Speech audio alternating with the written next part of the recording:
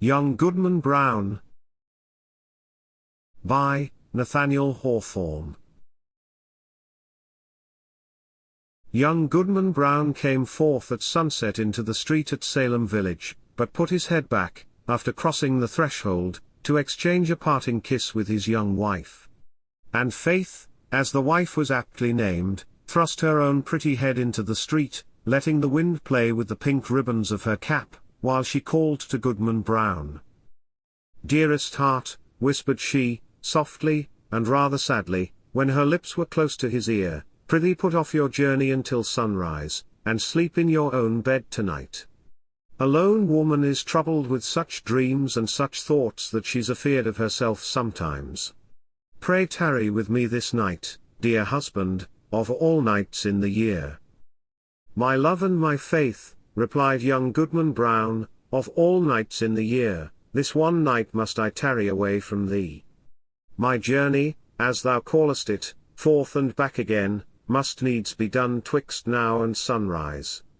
What, my sweet, pretty wife, dost thou doubt me already, and we but 3 months married?" "Then God bless you," said Faith, with the pink ribbons, "and may you find all well when you come back." "Amen," cried Goodman Brown. "Say thy prayers, dear Faith, and go to bed at dusk, and no harm will come to thee." So they parted, and the young man pursued his way until, being about to turn the corner by the meeting house, he looked back and saw the head of Faith still peeping after him with a melancholy air, in spite of her pink ribbons. "Poor little Faith," thought he, for his heart smote him. "What a wretch am I to leave her on such an errand.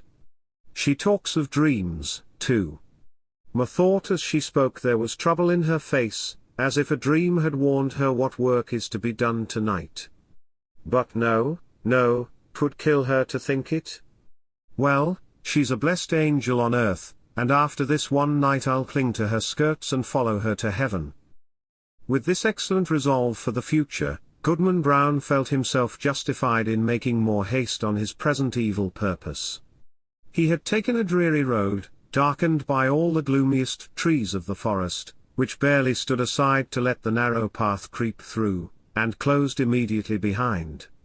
It was all as lonely as could be, and there is this peculiarity in such a solitude, that the traveller knows not who may be concealed by the innumerable trunks, and the thick boughs overhead, so that with lonely footsteps he may yet be passing through an unseen multitude.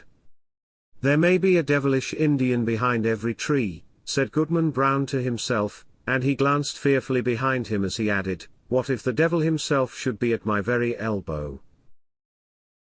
His head being turned back, he passed a crook of the road, and, looking forward again, beheld the figure of a man, in grave and decent attire, seated at the foot of an old tree. He arose at Goodman Brown's approach, and walked onward side by side with him. "You are late, Goodman Brown," said he. "The clock of the Old South was striking as I came through Boston, and that is full 15 minutes agone." "Faith kept me back a while," replied the young man, with a tremor in his voice, caused by the sudden appearance of his companion, though not wholly unexpected. It was now deep dusk in the forest, and deepest in that part of it where these two were journeying. As nearly as could be discerned, the second traveller was about 50 years old, apparently in the same rank of life as Goodman Brown, and bearing a considerable resemblance to him, though perhaps more in expression than features. Still they might have been taken for father and son. And yet, though the elder person was as simply clad as the younger, and as simple in manner too, he had an indescribable air of one who knew the world, and who would not have felt abashed at the governor's dinner table, or in King William's court, were it possible that his affairs should call him thither. But the only thing about him that could be fixed upon as remarkable was his staff, which bore the likeness of a great black snake, so curiously wrought that it might almost be seen to twist and wriggle itself like a living serpent. This, of course, must have been an ocular deception, assisted by the uncertain light. "Come, Goodman Brown," cried his fellow traveller, "this is a dull pace for the beginning of a journey. take my staff, if you are so soon weary. Friend, said the other, exchanging his slow pace for a full stop, having kept covenant by meeting thee here, it is my purpose now to return whence I came. I have scruples touching the matter thou wotst of. Sayest thou so? Replied he of the serpent, smiling apart. Let us walk on, nevertheless, reasoning as we go, and if I convince thee not thou shalt turn back. We are but a little way in the forest yet. Too far. Too far. Exclaimed the goodman, unconsciously resuming his walk. My father never went into the woods on such an errand, nor his father before him. We have been a race of honest men and good Christians, since the days of the martyrs, and shall I be the first of the name of Brown that ever took this path and kept such company, thou wouldst say, observed the elder person, interpreting his pause. Well said, Goodman Brown. I have been as well acquainted with your family as with ever a one among the Puritans, and that's no trifle to say. I helped your grandfather, the constable, when he lashed the Quaker woman so smartly through the streets of Salem, and it was I that brought your father a pitch pine knot, kindled at my own hearth, to set fire to an Indian village, in King Philip's war. They were my good friends, both, and many a pleasant walk have we had along this path, and returned merrily after midnight. I would fain be friends with you for their sake. If it be as thou sayest, replied Goodman Brown, I marvel they never spoke of these matters, or, verily, I marvel not, seeing that the least rumour of the sort would have driven them from New England. We are a people of prayer, and good works to boot, and abide no such wickedness. Wickedness or not, said the traveller with the twisted staff, I have a very general acquaintance here in New England. The deacons of many a church have drunk the communion wine with me, the selectmen of divers towns make me their chairman, and a majority of the great and general court are firm supporters of my interest. The governor and I, too. But these are state secrets. Can this be so? Cried Goodman Brown, with a stare of amazement at his undisturbed companion. Howbeit, I have nothing to do with the governor and council, they have their own ways, and are no rule for a simple husbandman like me. But, were I to go on with thee, how should I meet the eye of that good old man, our minister, at Salem village? Oh, his voice would make me tremble both Sabbath day and lecture day. Thus far the elder traveller had listened with due gravity, but now burst into a fit of irrepressible mirth, shaking himself so violently that his snake-like staff actually seemed to wriggle in sympathy. Ha ha ha! Shouted he again and again, then composing himself, well, go on, Goodman Brown, go on, but, prithee, don't kill me with laughing. Well, then, to end the matter at once, said Goodman Brown, considerably nettled, there is my wife, Faith. It would break her dear little heart, and I'd rather break my own. Nay, if that be the case, answered the other, e'en go thy ways, Goodman Brown. I would not for 20 old women like the one hobbling before us that Faith should come to any harm. As he spoke he pointed his staff at a female figure on the path, in whom Goodman Brown recognized a very pious and exemplary dame, who had taught him his catechism in youth, and was still his moral and spiritual adviser, jointly with the minister and Deacon Gookin. A marvel, truly, that goody Cloice should be so far in the wilderness at nightfall, said he. But with your leave, friend, I shall take a cut through the woods until we have left this Christian woman behind. Being a stranger to you, she might ask whom I was consorting with, and whither I was going. Be it so, said his fellow traveller. Betake you to the woods, and let me keep the path. Accordingly the young man turned aside, but took care to watch his companion, who advanced softly along the road until he had come within a staff's length of the old dame. She, meanwhile, was making the best of her way, with singular speed for so aged a woman, and mumbling some indistinct words, a prayer, doubtless, as she went. The traveller put forth his staff and touched her withered neck with what seemed the serpent's tail. "The devil!" screamed the pious old lady. "Then Goody Cloice knows her old friend," observed the traveller, confronting her and leaning on his writhing stick. "Ah, forsooth, and is it your worship indeed?" cried the good dame. "Yea, truly is it, and in the very image of my old gossip, Goodman Brown, the grandfather of the silly fellow that now is. But, would your worship believe it? My broomstick hath strangely disappeared, stolen, as I suspect, by that unhanged witch, Goody Cory, and that, too, when I was all anointed with the juice of smallage, and cinquefoil, and wolfsbane, mingled with fine wheat, and the fat of a newborn babe," said the shape of old Goodman Brown. "Ah, your worship knows the recipe," cried the old lady, cackling aloud. "So, as I was saying, being all ready for the meeting, and no horse to ride on, I made up my mind to foot it, for they tell me there is a nice young man to be taken into communion tonight. But now your good worship will lend me your arm, and we shall be there in a twinkling." "That can hardly be," answered her friend. "I may not spare you my arm, Goody Cloice, but here is my staff, if you will." So saying, he threw it down at her feet, where, perhaps, it assumed life, being one of the rods which its owner had formerly lent to the Egyptian magi. Of this fact, however, Goodman Brown could not take cognizance.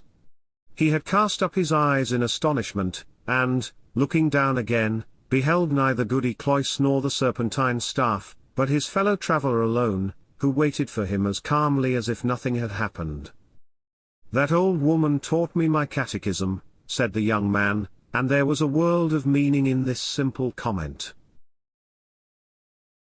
They continued to walk onward, while the elder traveller exhorted his companion to make good speed and persevere in the path, discoursing so aptly that his arguments seemed rather to spring up in the bosom of his auditor than to be suggested by himself. As they went, he plucked a branch of maple to serve for a walking stick, and began to strip it of the twigs and little boughs, which were wet with evening dew. The moment his fingers touched them they became strangely withered, and dried up as with a week's sunshine. Thus the pair proceeded, at a good free pace, until suddenly, in a gloomy hollow of the road, Goodman Brown sat himself down on the stump of a tree and refused to go any farther. "Friend," said he, stubbornly, "my mind is made up. Not another step will I budge on this errand. What if a wretched old woman do choose to go to the devil when I thought she was going to heaven? Is that any reason why I should quit my dear faith and go after her?" "You will think better of this by and by," said his acquaintance, composedly. "Sit here and rest yourself a while, and when you feel like moving again, there is my staff to help you along." Without more words, he threw his companion the maple stick, and was as speedily out of sight as if he had vanished into the deepening gloom. The young man sat a few moments by the roadside, applauding himself greatly, and thinking with how clear a conscience he should meet the minister in his morning walk, nor shrink from the eye of good old Deacon Gookin.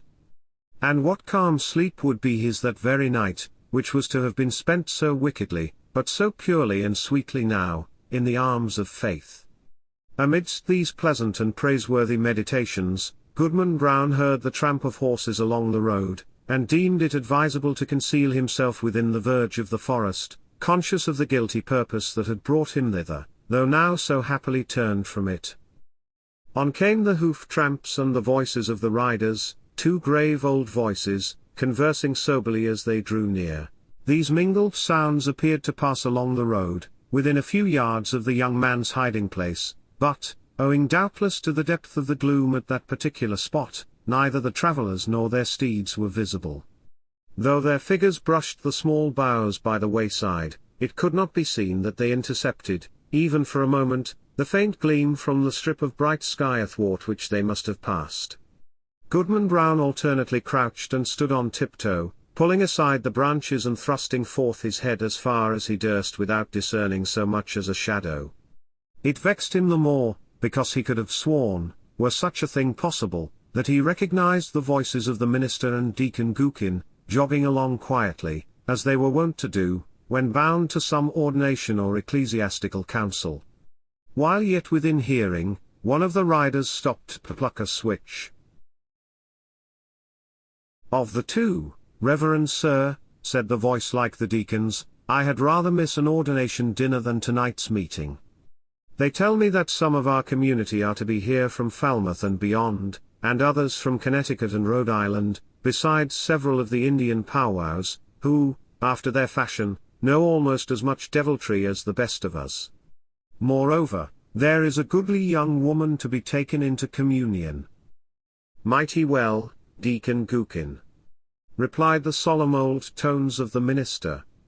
"Spur up, or we shall be late. Nothing can be done, you know, until I get on the ground." The hoofs clattered again, and the voices, talking so strangely in the empty air, passed on through the forest, where no church had ever been gathered or solitary Christian prayed. Whither, then, could these holy men be journeying so deep into the heathen wilderness? Young Goodman Brown caught hold of a tree for support, being ready to sink down on the ground, faint and overburdened with the heavy sickness of his heart. He looked up to the sky, doubting whether there really was a heaven above him. Yet there was the blue arch, and the stars brightening in it. "With heaven above and faith below, I will yet stand firm against the devil," cried Goodman Brown. While he still gazed upward into the deep arch of the firmament and had lifted his hands to pray, a cloud, though no wind was stirring, hurried across the zenith and hid the brightening stars. The blue sky was still visible, except directly overhead, where this black mass of cloud was sweeping swiftly northward. Aloft in the air, as if from the depths of the cloud, came a confused and doubtful sound of voices. Once the listener fancied that he could distinguish the accents of townspeople of his own, men and women, both pious and ungodly, many of whom he had met at the communion table, and had seen others rioting at the tavern. The next moment, so indistinct were the sounds, he doubted whether he had heard aught but the murmur of the old forest, whispering without a wind. Then came a stronger swell of those familiar tones, heard daily in the sunshine at Salem village, but never until now from a cloud of night there was one voice of a young woman, uttering lamentations, yet with an uncertain sorrow, and entreating for some favor, which perhaps, it would grieve her to obtain, and all the unseen multitude, both saints and sinners, seemed to encourage her onward. "Faith!" shouted Goodman Brown, in a voice of agony and desperation, and the echoes of the forest mocked him, crying, "Faith! Faith!" as if bewildered wretches were seeking her all through the wilderness. The cry of grief, rage, and terror was yet piercing the night, when the unhappy husband held his breath for a response. There was a scream, drowned immediately in a louder murmur of voices, fading into far-off laughter, as the dark cloud swept away, leaving the clear and silent sky above Goodman Brown. But something fluttered lightly down through the air and caught on the branch of a tree. The young man seized it, and beheld a pink ribbon. "My faith is gone," cried he, after one stupefied moment. "There is no good on earth, and sin is but a name. Come, devil, for to thee is this world given." And, maddened with despair, so that he laughed loud and long, did Goodman Brown grasp his staff and set forth again, at such a rate that he seemed to fly along the forest path rather than to walk or run. The road grew wilder and drearier and more faintly traced, and vanished at length, leaving him in the heart of the dark wilderness, still rushing onward with the instinct that guides mortal man to evil. The whole forest was peopled with frightful sounds, the creaking of the trees, the howling of wild beasts, and the yell of Indians, while sometimes the wind tolled like a distant church bell, and sometimes gave a broad roar around the traveller, as if all nature were laughing him to scorn. But he was himself the chief horror of the scene, and shrank not from its other horrors. "Ha ha ha!" roared Goodman Brown when the wind laughed at him.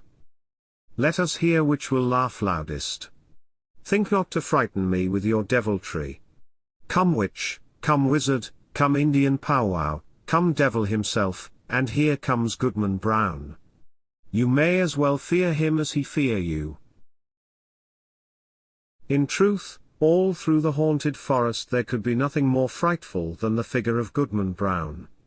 On he flew among the black pines, brandishing his staff with frenzied gestures, now giving vent to an inspiration of horrid blasphemy, and now shouting forth such laughter as set all the echoes of the forest laughing like demons around him. The fiend in his own shape is less hideous than when he rages in the breast of man. Thus sped the demoniac on his course, until, quivering among the trees, he saw a red light before him, as when the felled trunks and branches of a clearing have been set on fire, and throw up their lurid blaze against the sky, at the hour of midnight. He paused, in a lull of the tempest that had driven him onward, and heard the swell of what seemed to him, rolling solemnly from a distance with the weight of many voices.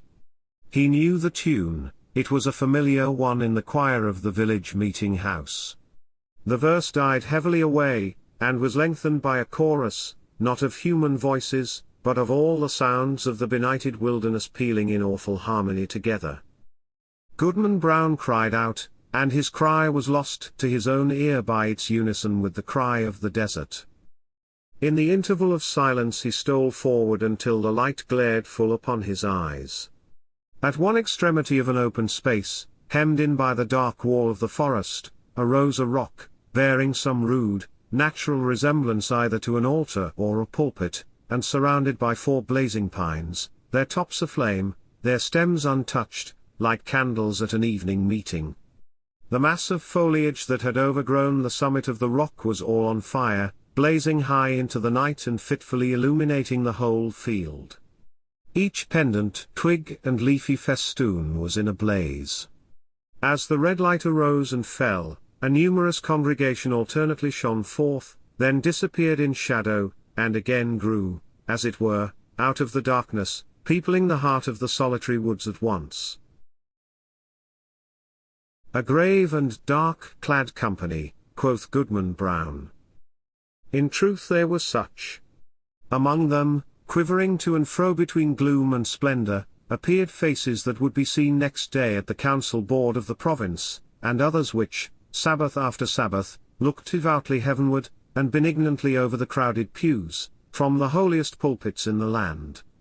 Some affirm, that the lady of the governor was there. At least there were high dames well known to her, and wives of honored husbands, and widows, a great multitude, and ancient maidens, all of excellent repute, and fair young girls, who trembled lest their mothers should espy them. Either the sudden gleams of light flashing over the obscure field bedazzled Goodman Brown, or he recognized a score of the church members of Salem village famous for their especial sanctity. Good old Deacon Gookin had arrived, and waited at the skirts of that venerable saint, his revered pastor. But, irreverently consorting with these grave, reputable, and pious people, these elders of the church, these chaste dames and dewy virgins, there were men of dissolute lives and women of spotted fame, wretches given over to all mean and filthy vice, and suspected even of horrid crimes. It was strange to see that the good shrank not from the wicked, nor were the sinners abashed by the saints. Scattered also among their pale-faced enemies were the Indian priests, or powwows, who had often scared their native forest with more hideous incantations than any known to English witchcraft. But where is faith? Thought Goodman Brown, and, as hope came into his heart, he trembled. Another verse of the hymn arose, a slow and mournful strain, such as the pious love, but joined to words which expressed all that our nature can conceive of sin, and darkly hinted at far more. Unfathomable to mere mortals is the lore of fiends.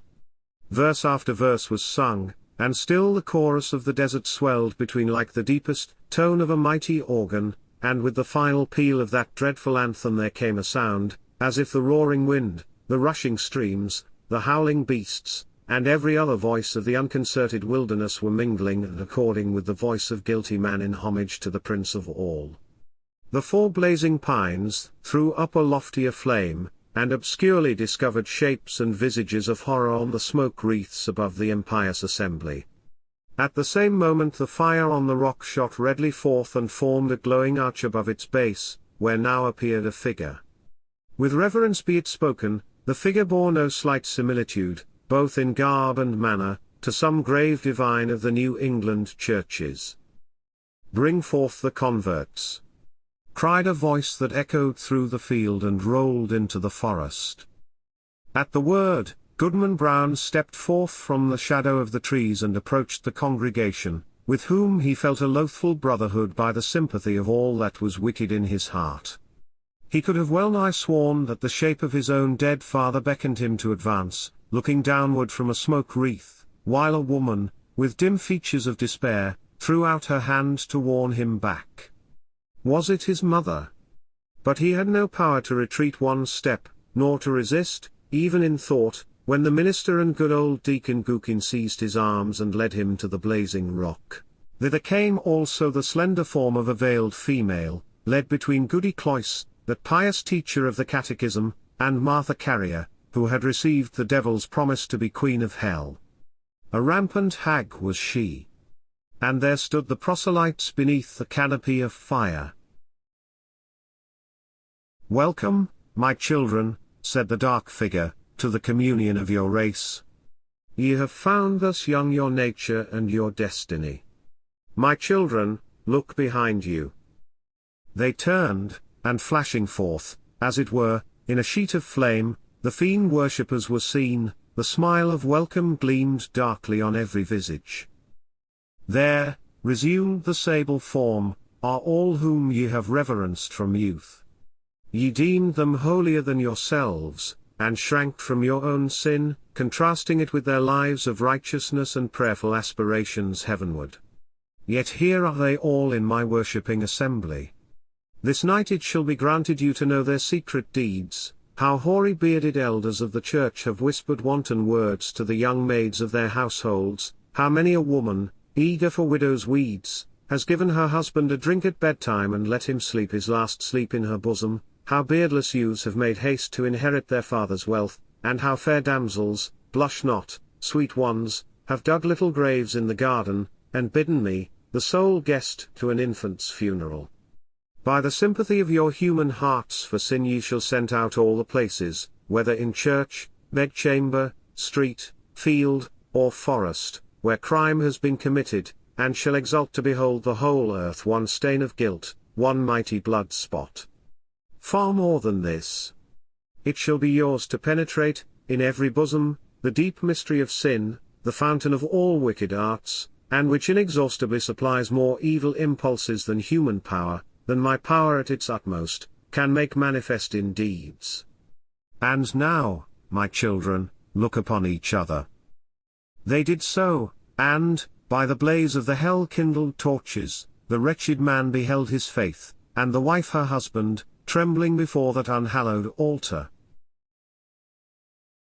"Lo, there ye stand, my children," said the figure, in a deep and solemn tone, almost sad with its despairing awfulness, as if his once angelic nature could yet mourn for our miserable race. Depending upon one another's hearts, ye had still hoped that virtue were not all a dream. Now are ye undeceived. Evil is the nature of mankind. Evil must be your only happiness. Welcome again, my children, to the communion of your race. "Welcome," repeated the fiend worshippers, in one cry of despair and triumph. And there they stood, the only pair, as it seemed, who were yet hesitating on the verge of wickedness in this dark world. A basin was hollowed, naturally, in the rock. Did it contain water, reddened by the lurid light? Or was it blood? Or, perchance, a liquid flame?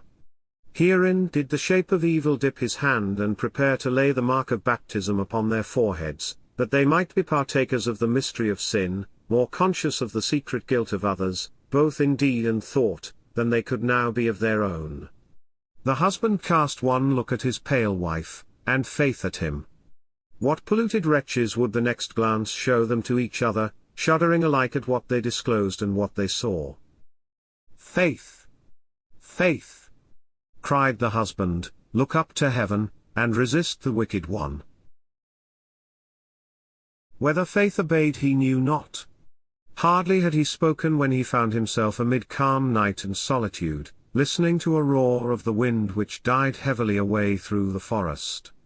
He staggered against the rock, and felt it chill and damp, while a hanging twig, that had been all on fire, besprinkled his cheek with the coldest dew. The next morning young Goodman Brown came slowly into the street of Salem village, staring around him like a bewildered man. The good old minister was taking a walk along the graveyard to get an appetite for breakfast and meditate his sermon, and bestow a blessing, as he passed, on Goodman Brown. He shrank from the venerable saint as if to avoid an anathema. Old Deacon Gookin was at domestic worship, and the holy words of his prayer were heard through the open window. "What God doth the wizard pray to?" quoth Goodman Brown. Goody Cloice, that excellent old Christian, stood in the early sunshine at her own lattice, catechizing a little girl who had brought her a pint of morning's milk. Goodman Brown snatched away the child as from the grasp of the fiend himself. Turning the corner by the meeting house, he spied the head of Faith, with the pink ribbons, gazing anxiously forth, and bursting into such joy at sight of him that she skipped along the street and almost kissed her husband before the whole village. But Goodman Brown looked sternly and sadly into her face, and passed on without a greeting. Had Goodman Brown fallen asleep in the forest and only dreamed a wild dream of a witch meeting? Be it so if you will, but, alas! It was a dream of evil omen for young Goodman Brown. A stern, a sad, a darkly meditative, a distrustful, if not a desperate man did he become from the night of that fearful dream. On the Sabbath day, when the congregation was singing a holy psalm, he could not listen because an anthem of sin rushed loudly upon his ear and drowned all the blessed strain. When the minister spoke from the pulpit with power and fervid eloquence, and, with his hand on the open Bible, of the sacred truths of our religion, and of saint-like lives and triumphant deaths, and of future bliss or misery unutterable, then did Goodman Brown turn pale, dreading lest the roof should thunder down upon the grey blasphemer and his hearers. Often, waking suddenly at midnight, he shrank from the bosom of faith, and at morning or eventide, when the family knelt down at prayer, he scowled and muttered to himself, and gazed sternly at his wife, and turned away. And when he had lived long, and was borne to his grave a hoary corpse, followed by Faith, an aged woman, and children and grandchildren, a goodly procession, besides neighbors not a few, they carved no hopeful verse upon his tombstone, for his dying hour was gloom.